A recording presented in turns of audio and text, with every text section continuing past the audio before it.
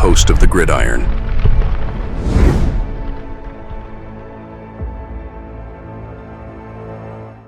So we're talking about here, okay, was upgrading at the cornerback position through the draft.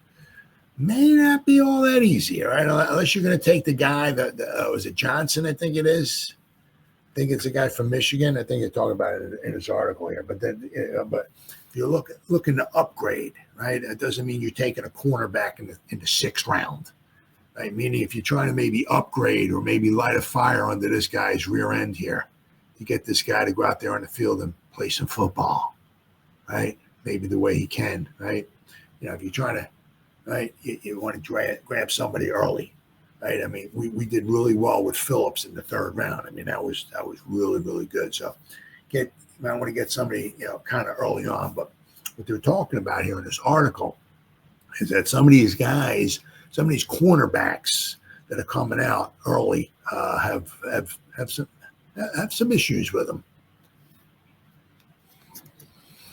All right, what we got here? You know, I said, you know, Hunter, right? Yeah. And then again, he may not even be there for the Giants, right? Improving the Giants' cornerback position will be no easy task. This is from Ryan Dunleavy. Who is this here? On the New York Post. Good article here. Very, very, very, very good article. If finding a franchise quarterback is the Giants' number one offseason priority, upgrading at cornerback should be considered 1A. To me, upgrading the defensive line would, to me. Because if you can control the line of scrimmage, you give yourself a chance. You saw what the Eagles did with the Chiefs. I mean, you let Patrick Mahomes run around there for an hour and a half, sooner or later he's going to find somebody open. You know, you can have the best cornerbacks in the world. If you can't get to the quarterback, right? Any quarterback runs around long enough, somebody's going to get open, right? But if you saw what the Eagles did, right? You know, constantly pressure them, right? Give them don't, right? Choke them, right? Don't give them a chance to breathe, right? Constantly pressure him, hound him. Every time he goes back there, right? Yeah, right. That's you see how well the Super Bowl turned out for the Eagles, right? I mean, once again, that's the second time, right? That in the Mahomes era, right? He's lost two, right? Two Super Bowls, right? Both of them.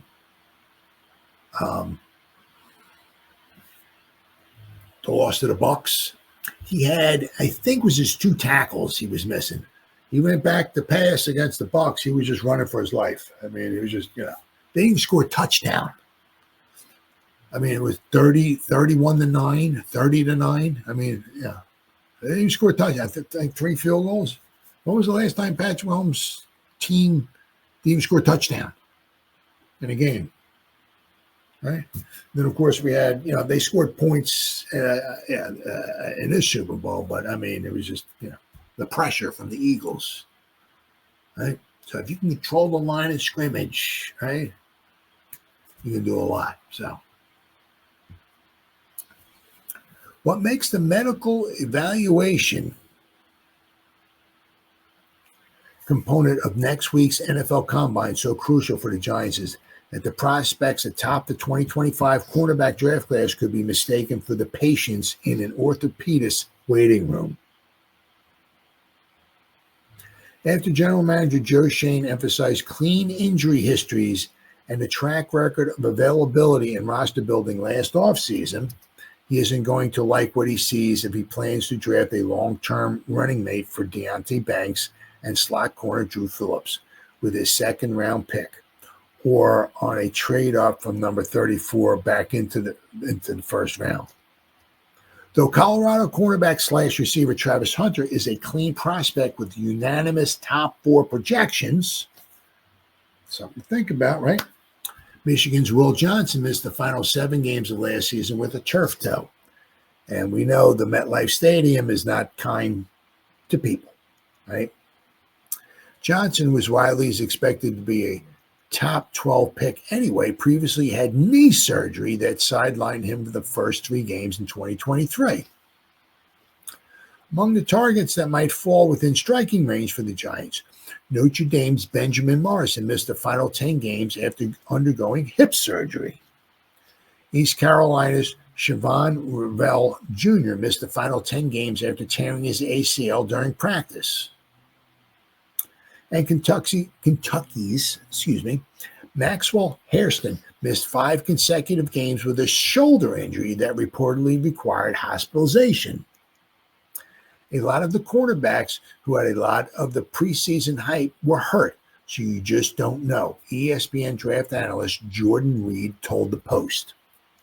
The one who has really risen up the board is Isaiah Thomas from Florida State. I hope I said that name right. Thomas has the potential to develop into a number 1 cornerback because he is an athletic freak and I think the best press man corner. He's only 20 years old. So he has youth working on his side. In today's pass-first NFL, needing a franchise quarterback and a number 1 cornerback is a precarious place to reside. Yeah, that's true. Giants ranked second to last in the NFL in cornerback spending last season at just $9.3 million. Well, because you figure they got Banks, right? Rookie deal, right? Cordell Flott, rookie deal. Dru Phillips, rookie deal. So a lot of their starters, well, at the times that they were healthy, right? Rookies. So, that's one of the things. You're going to have some rookie issues, right? Cordell Flott didn't do too bad. Now, interesting to see, what they think about him.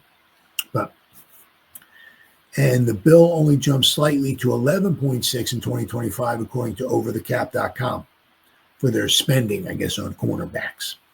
Only the 3-time defending AFC champion Chiefs, who had the transformative 2023 draft classes in the secondary, spent less. Deonte Banks speaks to the, add the concerns about the health of the draft class to the internal desire to take some pressure off Banks after he took a major step back in his development, plus Shane's belief in allocating resources to premium positions, and the 3-part equation suggests that the Giants could be on the verge of a significant investment in quarterback. That's where supply equals demand. Cornerback is the position deepest with starters in free agency. So the Giants could fill their need during the time between seeing the soon-to-be rookies, medicals, and getting off the draft clock. So, because let's not forget, a few weeks, got free agency, right? But the thing is that you'll have the combine, so they'll see the medicals, I guess, right? The combine before free agency starts, so they'll have a better idea of what the draft might have for the Giants, right? Only the Browns generated fewer interceptions than the Giants, who had 5. The Jets' DJ Reed, 49ers' Charvarius Ward, Lions' Carlton Davis, Chargers' Asante Samuel Jr., and Vikings' Byron Murphy Jr. all would provide the Giants with a top corner who is 28 years old or younger. Pro Football Focus projects all 5 free agents to ink 3-year contracts to pay between $14 and $17 million per season. That's something the Giants could do. Certainly something the Giants can do. And then if they could do that, they'll have the number 1 corner. They could put Banks at the number 2, right? And then you got Phillips in the slot. There you go. And now you can think about grabbing, linemen, defensive lineman / edge runner, quarterback, maybe grab another wide receiver in the 2nd round or 3rd round, something like that. Maybe grab another running back, maybe later on in the draft, right? Because the obviously something to think about also is what we're doing. There's a lot to talk about too, but it's also we're not bringing Pinnock back. Don't know if we are or not, but we need another safety. So, but cornerback would be huge, right? So, but there are guys out there the Giants could bring in, maybe pay them, right? Yeah, they have to pay them. Slide them in as your number 1 cornerback, right?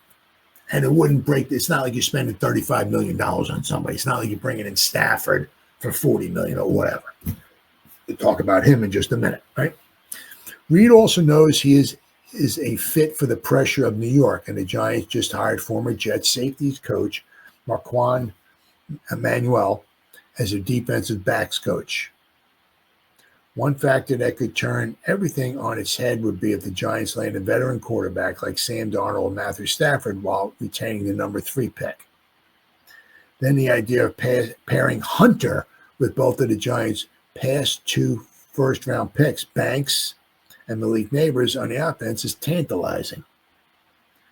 Giants just hired former Patriots great Troy Brown, a Pro Bowl receiver who played part-time cornerback late in his career, as an offensive assistant. When you limit Hunter to one side of the ball, you are taking away from who he is, Reed said. In my opinion, he's a better cornerback, but a player so rare like this, just get him in your building, let him develop, and let him play itself out to see which side of the ball he is most comfortable with. I mean, my goodness. I mean, could you imagine? I mean, if he works out as a pretty good wide receiver, could you imagine Wan'Dale Robinson, Malik Neighbors, and a pretty good wide receiver? Right? If his body's able to stand playing on both sides of the ball, you let him do that. Your job as a coach or a GM is to put the best 11 players on the field, and you can make a stronger argument that he's included in the best 11 on both sides of the ball. So that's certainly something, without question, the Giants, need to think about.